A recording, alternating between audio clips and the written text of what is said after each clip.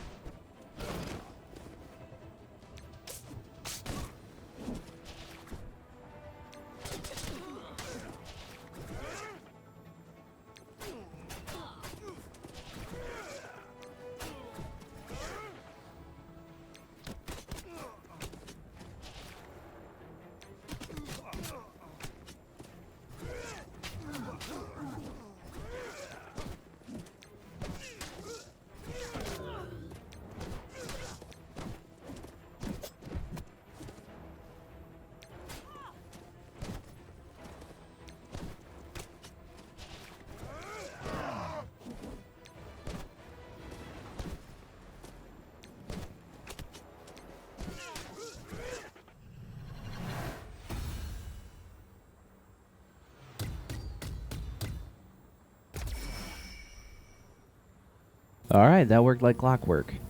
Next up, we've got a small black order, about 200k, and I took in my Ravagers with Shuri team. This was recorded previous to Star-Lord T'Challa coming to the game, so I did not have him unlocked.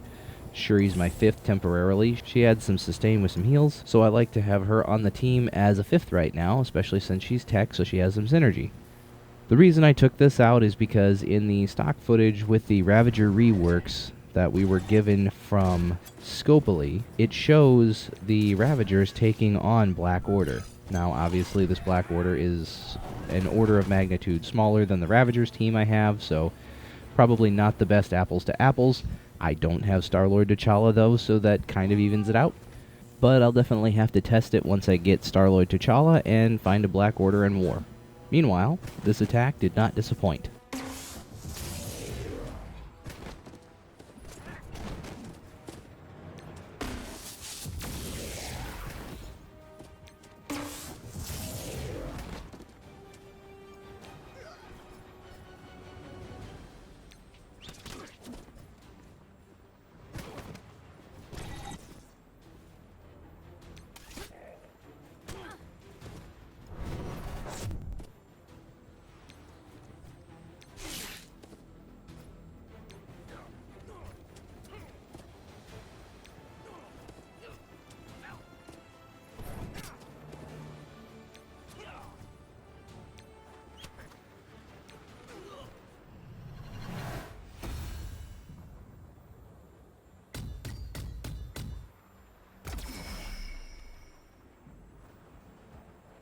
Alright, moving on. Attack number 3 features a Fury, Secret Avengers, and Winter Soldier, and it was just under 300k, so I decided to take my X-Force out. The considerations here is you have 2 summoners, both Fury and Maria Hill. Maria Hill will summon a bunch of tunes that will do a bunch of damage, and Fury will summon a bunch of tunes that will give the team sustain, including Shield Operator and a Shield Security. On the plus side of that, one of the reasons why I took this team in is because my NTW is 7 red stars. So when her ultimate goes off, it needs to throw at least 1 tune into yellow on the opposing side, and that should add speed bar to X23, which then allows me to start cutting through this team right out of the gate.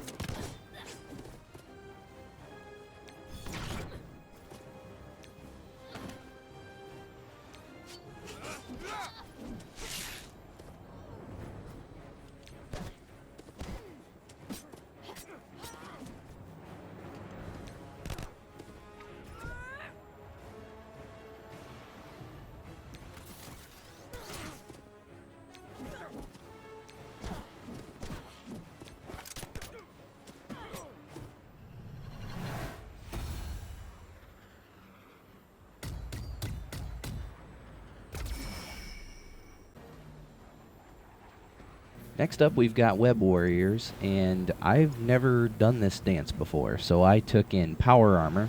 This is a 300k Web Warriors team. It didn't look like the 3 new Web Warriors had all been built up that much, but I wasn't sure what to expect, so Power Armor it was. I went with a punch down because I was being cautious. I've heard that Web Warriors, even at low yellow and red star levels, are fantastic in the Doom raids, but they are tuned for raids, not so much war. So I really wasn't sure what I was getting into here, and I didn't want to waste something like an X-Men or an X-Factor. I didn't want to use one of my bigger teams, but I also didn't want to underestimate these guys and lose. And Power Armor seemed to fit the bill. Power Armor is my mid-range punch team along with my Ultimus Kree team. Those 2 teams are the ones that I feel like I can use whenever I don't want to waste a big team that has a lot of uses on a smaller team that I'm just not sure about. And as it turns out, Power Armor was a great pick.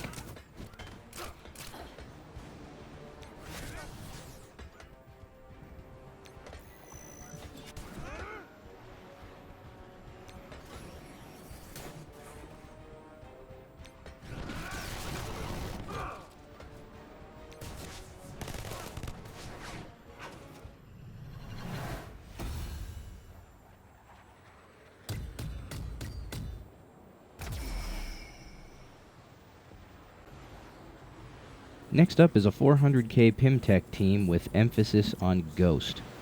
Now, Ghost is definitely the best player on the team, followed shortly thereafter by Yellow Jacket. But when Ghost is this powerful, you've got a fight on your hands, especially since she gets a ton of evades. That said, the most common and best matchup against Pimtech is Brotherhood 2.0. Brotherhood 2.0 can expect to punch up slightly on this team, and so that's what I took in here. Considerations are: use Magneto Special to land a Disrupted on either Stature or Ant-Man. That will stop the taunt from coming through. Focus yourself on Yellow Jacket first, take him out. In this case, he wasn't very powerful compared to the rest of my team, however, he can still do a lot of damage, so he's priority number 1. Because of how large Ghost was, I actually saved her for last in this attack. It's very difficult to punch 170k Ghost when most of your tunes are under the 90k mark. And when the match gets to that point, I do put the match on autoplay.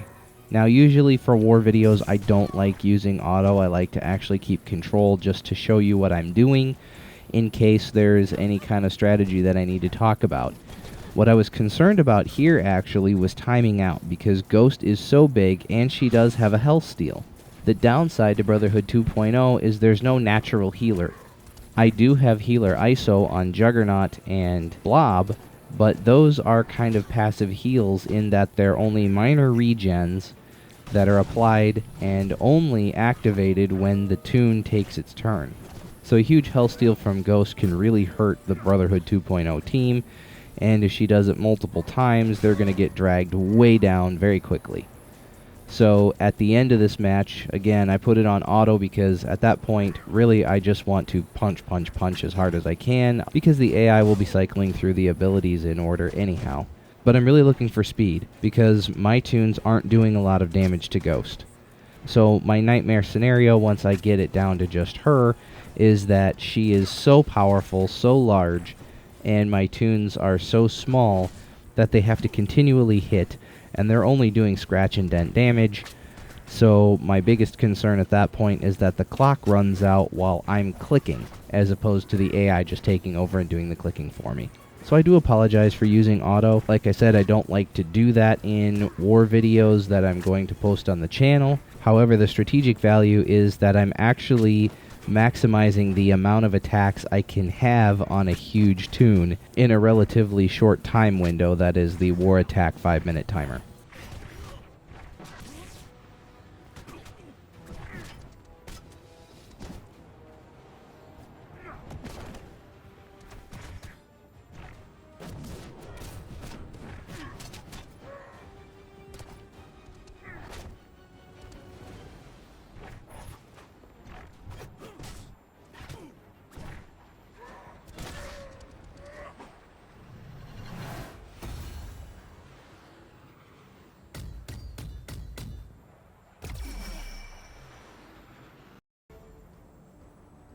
And now we're on to Infinity Watch versus Heroes for Hire. As you'll notice with this one, it's a long one. I've been getting close on my timeouts lately on this matchup, so I've been trying to experiment with who to attack third, because usually it's Luke Cage first, Shang-Chi second, just because Shang-Chi is incredibly annoying. And sometimes I go for Colleen third. In this case, I went for Misty third. What I'm really trying to do is avoid timeouts. I have had timeouts recently. This was not one, but it did get awful close.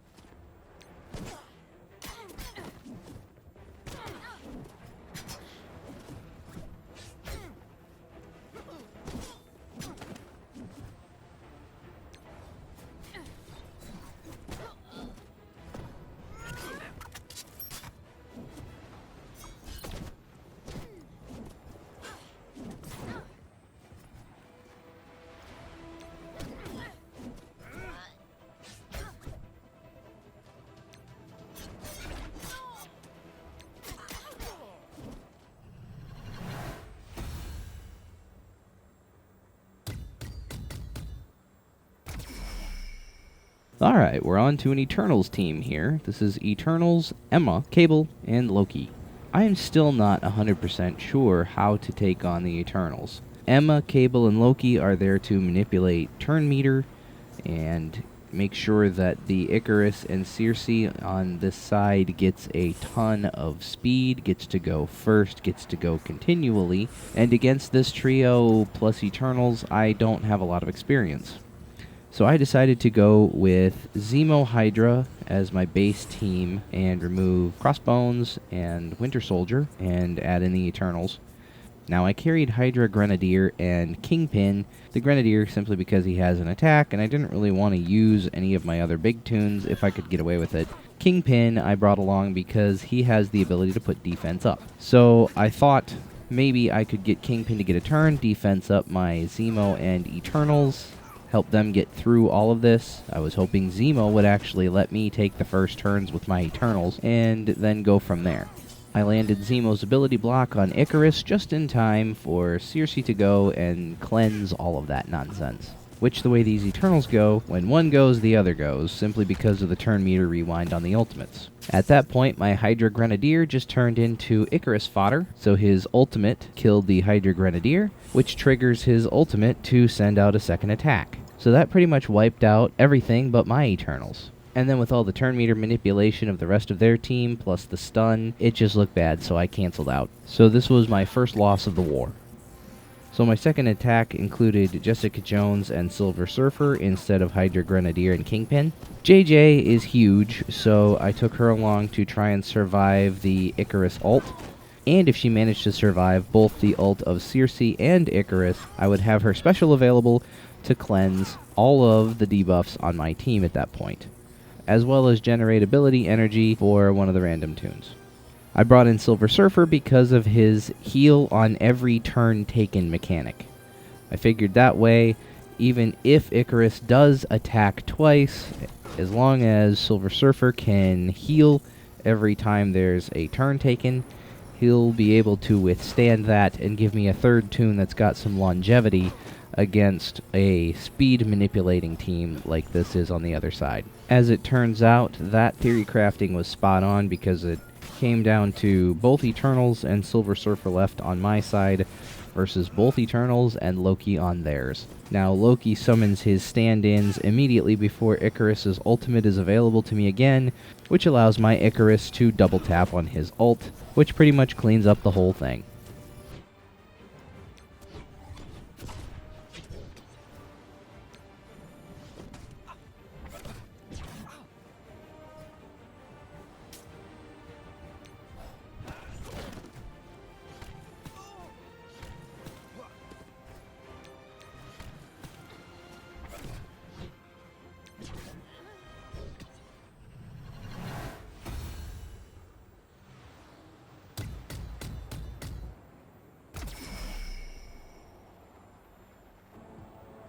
On deck, we have a mix of Red Skull Hydra and Zemo Hydra. None of these characters look particularly high-powered, so I figured this was a great time for a straight-up Inhumans team. My Black Bolt is Gear Tier 15, level 80, and he should be able to handle this team pretty much on his own, and he kinda does. This one falls into one of those categories where it's just such a dramatic punch-down on a team that should win on a punch-across, that there really isn't a lot to say about it strategy-wise.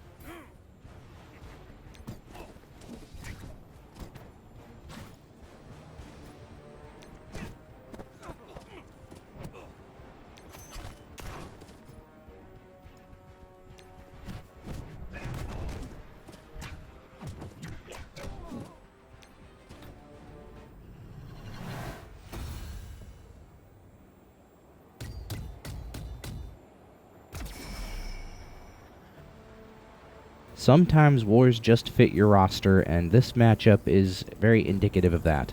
I've got a small Marauders to deal with, and I have a large Shadowlands with which to do it.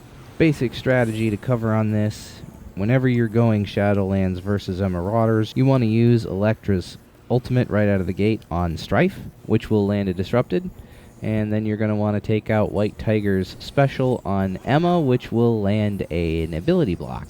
Once you're there, circle back to Strife, take him out, and you're pretty much home free. If the debuffs start piling up from Sabretooth, go ahead and clear them with Night Nurse's ultimate. Those will flip them all to positive effects, and that'll pretty much wrap up this battle.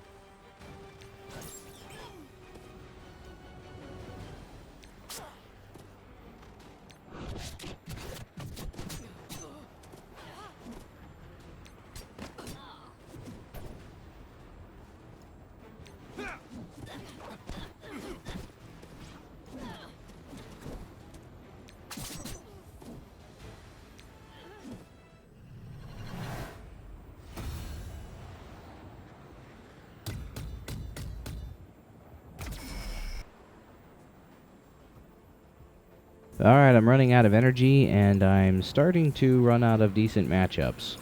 So next up came the Symbiotes, and I still had my Black Order left. Wasn't really afraid to use Black Order because I had some decent power teams left in case I came across something that I just couldn't handle. Black Order can punch across on Symbiotes in war. This is a punch down, so really didn't have any problems taking this one out. One of the goals is to hold back Thanos' special until the buffs really start piling up on the Symbiote team. Once they have a ton of buffs, unleash that special, turn them all into debuffs, and you are home free. This punch down was so large that I didn't even get to Thanos' ultimate. So this matchup was one of those that I could have put on auto and just walked away.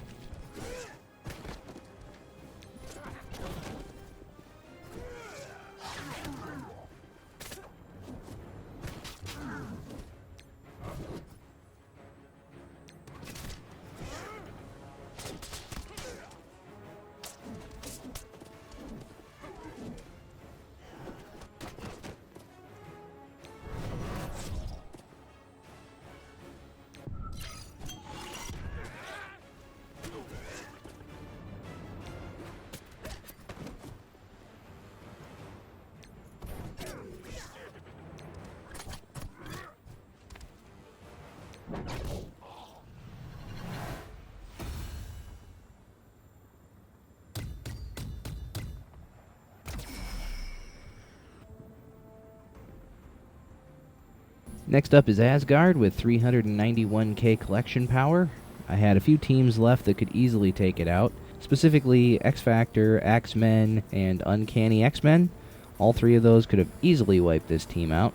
But what I really wanted to do was see if I could learn something about another team, so I ended up choosing Secret Avengers with Shield Assault and Shield Trooper. Now my Shield Trooper has continually grown. He's now Gear Tier 14, he's a level 5 Skirmisher, so it's been kind of fun putting him out there. And when Mariah Hill goes with her special, he will play along with all of the summoned Shield Troopers, so he brings an extra load of damage with him. Were I to need a better fifth on this team, I still had Kestrel back, but she was entirely unnecessary with the collection power of the Asgardian team that I was facing, so I didn't use her, and as it turns out, I really didn't have to.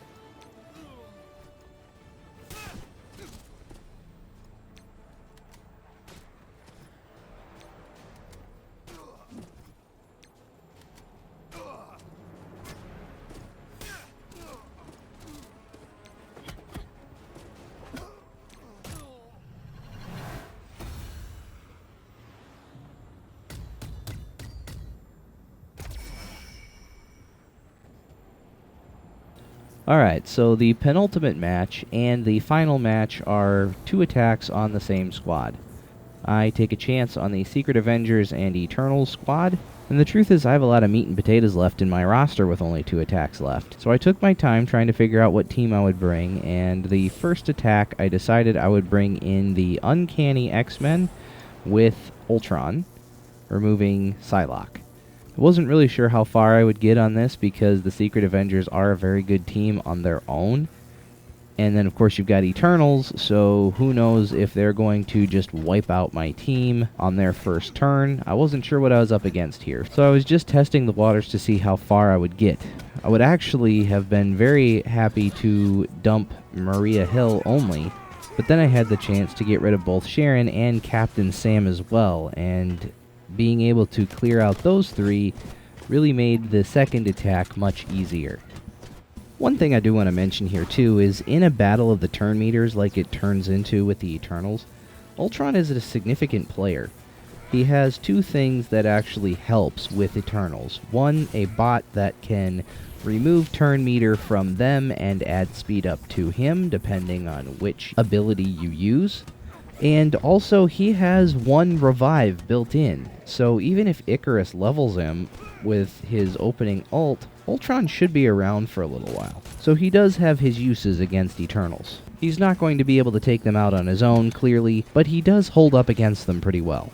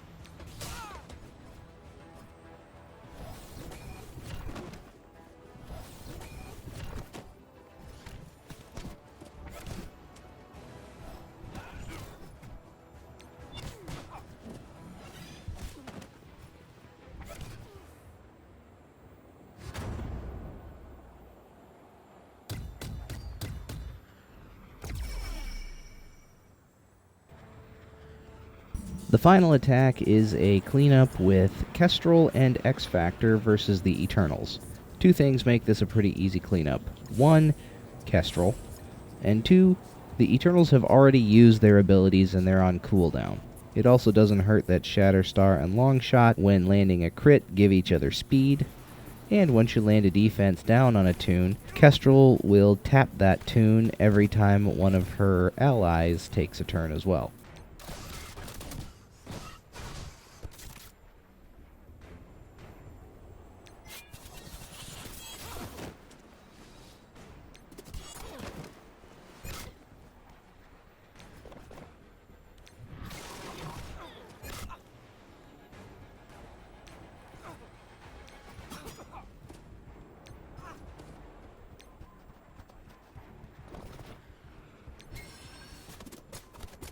So as always, thanks for watching this Tingo MSF War Wednesday, and I hope you have a great day.